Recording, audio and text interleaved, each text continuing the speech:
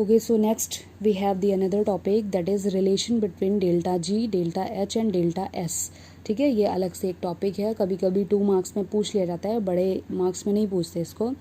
तो क्या रिलेशन है delta G that is free energy gives free energy, delta H that is change in enthalpy and delta S that is change in entropy. इनके बीच में कौन सा relation है? तो ऑब्वियस सी बात है कि जो आपने रिएक्शन पढ़ी थी इससे पहले उसमें तीनों चीज़ें आ रही हैं, तो मीन्स इन तीनों के बीच में रिलेशन जो है वो गिब्स की जो इक्वेशन है इन्होंने ही बता दिया था कि delta G is equal to delta H minus T delta S.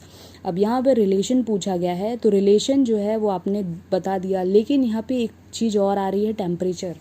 ठीक, तो यहाँ पे आपको ये देखना है कि what is the use of temperature for this equation. what is the use or what is the benefit, कुछ भी कह सकते हो आप कि टेम्परेचर का यहाँ लेना देना क्या है. ठीक है, तो नेक्स्ट आता है आपका कि अगर आप टेम्परेचर को हाई करते हो, अगर आप किसी भी चीज़ की टेम्परेचर, बॉडी का टेम्परेचर हो या कोई भी सिस्टम है उसके टेम्परेचर को आप इंक्रीज़ कर रहे हो, तो अगर आप टेम्परेचर इंक्रीज़ कर रहे हो ऑब्वियसली डेल्टा एस की वैल्यू भी इंक्रीज़ होगी क्योंकि मल्टीप्लिकेशन है. ठीक है, अगर आप टेम्परेचर इंक्रीज़ कर रहे हो तो वो मल्टीप्लाई होगा आपका डेल्टा एस से, जिसकी वजह से इसकी वैल्यू इंक्रीज़ होगी और इसकी वैल्यू डिक्रीज़ होगी, डेल्टा एच की वैल्यू डिक्रीज़ होगी. डेल्टा एच की वैल्यू डिक्रीज़ होगी, इसकी वैल्यू इंक्रीज़ होगी, मतलब आपका डेल्टा जी की वैल्यू फाइनली नेगेटिव में होगी. नेगेटिव में क्यों आएगी? क्योंकि डेल्टा एस एंड टी की वैल्यू इंक्रीज़ हो रही है और इसके आगे लगा हुआ है माइनस साइन. ये माइनस साइन ही फाइनल वैल्यू देगा डेल्टा जी की, दैट इज़ नेगेटिव. और जैसे ही डेल्टा जी की वैल्यू आएगी नेगेटिव, ऑलरेडी आपको पता है कि वो ये एक स्पॉन्टेनियस प्रोसेस है, मतलब आपकी एनर्जी रिलीज होगी, एक्सर्गोनिक प्रोसेस हो जाएगी. ठीक, सेम ऐसे ही आता है कि अगर आप टेम्परेचर को डिक्रीज़ कर देते हो, टेम्परेचर घटा देते हो सिस्टम का, तो डेल्टा एस की वैल्यू अपने आप घट जाएगी क्योंकि ये मल्टीप्लाइड फॉर्म में है. डेल्टा एच की वैल्यू बढ़ेगी, डेल्टा एच की वैल्यू बढ़ती है मीन्स डेल्टा जी की फाइनल वैल्यू आती है पॉजिटिव फॉर्म में, एंड पॉजिटिव फॉर्म में आते ही ये कन्वर्ट हो जाएगा आपका नॉन स्पॉन्टेनियस प्रोसेस में, दैट इज़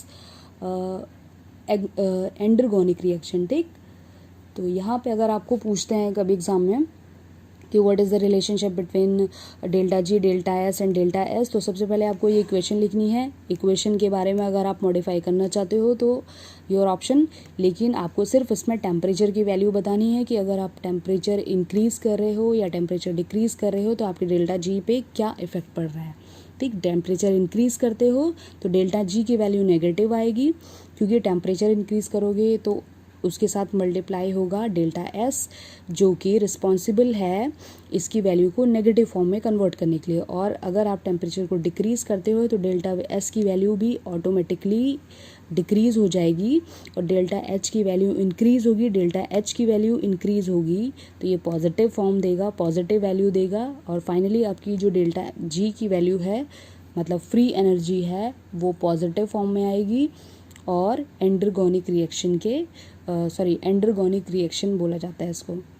ठीक, तो ये है छोटा सा टॉपिक.